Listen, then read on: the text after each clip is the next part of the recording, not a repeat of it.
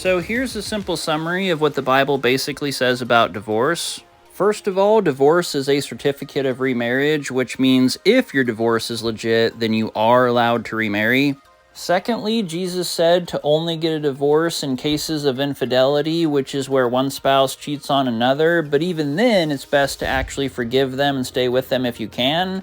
If not, that's a valid divorce, and again, you are allowed to remarry. Thirdly, Paul said that if an unbeliever leaves a believer, then that's a valid divorce, and the believer is allowed to remarry if the believer marries a fellow believer this time. Fourthly, the Bible says that if your spouse dies, you can remarry. So now that we covered the basics of the 2 cases for divorce and the 3 cases for remarriage, what if A, one spouse is abusing the other? In that case, I think it's okay to separate from them and wait for them to change and do your best. But if that doesn't work, I guess hope that they move on and cheat so that you can divorce them.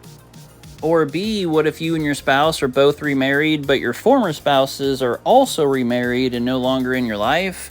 Well, honestly, that's between you and God, but in that case, I would simply hope for forgiveness and try to never make that mistake again.